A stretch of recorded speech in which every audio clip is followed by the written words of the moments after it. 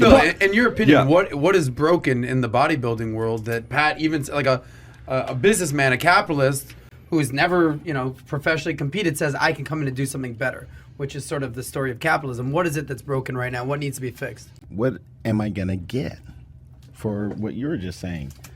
These men and women, I mean, they put a lot of time, a lot of effort, and if we were to really write it down, how much money and time that they put into their physique, they would be so in the red, the black, that people would say, well, how are we going to sell this? You must really love this shit because you're not making money from this. The biggest thing I think is the lack of opportunity for athletes to sit at the table.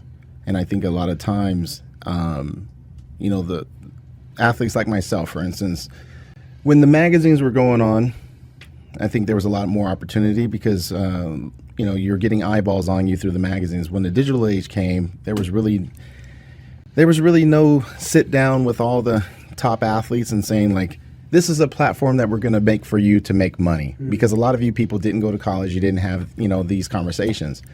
We were just focusing on training and dieting because that's freaking hard. But right now I nail dieting personally. Like for instance, I went to a show last weekend. I think one of the girls, she placed like third in a figure competition. She only made like $500. $500? How much did she have to invest to even get to that point? Easily 20 grand in a year. Bro. Easily. So it's a horrible business model. Easily. So like, what is her motivation? What is her motivation when she comes home, right? That's a problem. And that's a problem. So, I mean, I think it's really important that we look at this and say, look, like, I need to invest money in these people so then they can actually do better. These are people that have amazing stories. These are people that have amazing triumphant stories, and they actually personal train people. They train people through ebooks and all this other. They're very influential, but it's really hard to keep them motivated and keep them locked in for the long period of time when they're not getting paid. I mean, one of the girls that did the Miss Olympia physique competition, Shanique Grant, very young, bright star. She won the Olympia a couple of times. If she was getting paid more money, she wouldn't have retired. Now, I understand she wanted to have a family and stuff like that. God bless her. Good luck with that. But I guarantee you, if she had a couple zeros extra, she might say, you know what? I'll have this kid, but I'm coming right back. You know what confuses me the most? Here's the following thing that confuses me the most, okay? Here's what's confusing the most. A lot of people take shots at UFC. It's like UFC this, UFC that, Dana White this, Dana White that. Would you say Dana White takes care of his number one guys? Like, do his number ones make money? Yeah. Yes. He's the number one. He's not making money.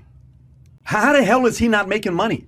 And I'm talking like he should make $5-10 million a year to be able to get the other guys to say, I want to be him. Yeah. How the hell does that even happen? Yeah. You got 16 different people in the history of Mr. Olympia that have won Mr. Olympia. 16. The last 3 years has been one person that's won it 1-1-1. Anytime Mr. Olympia is winning one at a time, there is no legacy. There is no excitement. Do you want to see like a stretch, like, oh my gosh, I want to go see Yates, I want to go see Heath, I want to see Ronnie, I want to see Arnold, I want to see Haney, I want to see Cutler 4X. Like, right. I want to see that. How do number ones? Why is it so many guys that are number ones from Mr. Olympia? How come they don't have money? I don't get that. So the whole thing where they say Dana treats his athletes like he owns them, Mr. Olympia treat their athletes like they own them, and it's purely, now this is me, this is not his position, this is my position. He disagrees with me, and he'll say he'll defend the brand because the brand has changed his life in a many ways. This is me saying this. This is not his position. Anybody from Mr. Olympia that's watching this, PBD is saying this. He's not saying this. But I see it, and I talk to a lot of the guys who are bodybuilders, who are winners, and I say, how do they treat you?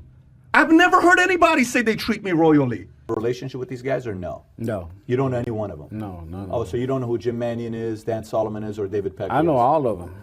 But you don't have a relationship with them? No. None at all. They don't call you to say, hey, Ronnie? No, nothing.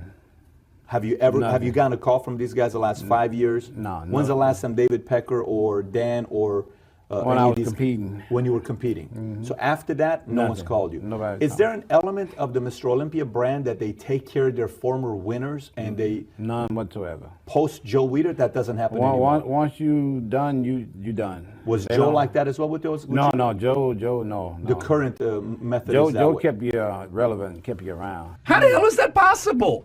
Everybody's like walking on eggshells. Pay the damn number one guy. What are you doing? And how many interviews have you done with the top Dude, bodybuilders? we have the More? most Yeah. views on bodybuilding ever on all of it, and I've only done like 10 of them. I stopped doing them eventually. I'm like, I'm done with this. But I tell you, if the right ownership ran Mr. Olympia, look what would happen to those bodybuilders. They need a Dana White type, is what you're saying? They need Teddy Moscow, bro. Pay that man. It's Pay a that person man. who He's understands what you have to go out there and address all the criticism. I wouldn't be running it in the way I would run the model is a very different way than I run my insurance company. It's a very different way. It would be I don't even want to. I don't want to give the IDs away. Why would I give the IDs away? I'll tell you one major thing. Not gonna do it. I'll tell you one Got major heated thing. up. Yeah, Let's go. Athlete just needs to be asked one question: what do you want? That's it. Notebook, I think. baby. I think if I feel like that's like the Notebook right there. What do you want? I think if someone said, "What do you want, Phil?" and just sat back and listened, and then for instance, I never won an Arnold Classic Columbus, Ohio trophy, right? Yeah. I did the Arnold Classic in Europe.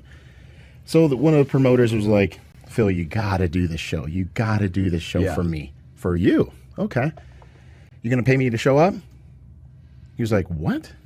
Because this is an invitational. You pay for his flight, his hotel, his everything. You give him a signing fee. What are you going to do for me? And you know what he says? There won't be any money. Is it all about the money, Phil? I said, that's funny because you flew here on private and I'm flying here on business. You flew here on private to Australia. Are you nuts? You should say whatever you want. Because at the end of the day, if I say, I want one of those cars right there. I want that Mercedes. And you say, here, drive mine for the day and I'll get you one next week. You don't think that I'm going to train my ass off even more and more and more and more and more? So I think, if they don't offer anything, if they don't dangle a carrot, in addition to the trophy, you're not going to get the athletes to stay motivated, and you're going to have bodybuilders that are going to focus more on being influencers than competitors. We don't need that. We don't need more influencers. We want the best. We need less influencers. I want to see the best on stage be focused just on the show. Because that's what I did. So what's the carrot right now? Just a trophy? Yeah. Cover of a magazine, maybe? There's no covers of magazines, so therefore, the average bodybuilder is having to rely on sponsorship because the shows don't pay enough. If someone wanted me to do one of the shows, right? Mm-hmm. Have they called? When I said last time, I said my phone's on. You think anyone called? They didn't, because sometimes they don't want power to the player. But I think what happened with UFC when Conor McGregor raised all hell, called Dana White out and all this other stuff and said, I'll go back to England. I'll be nobody again. You don't think they had a conversation? They not only had a conversation, they probably asked him what he wanted. Now he's walking around with that strut, doing his thing.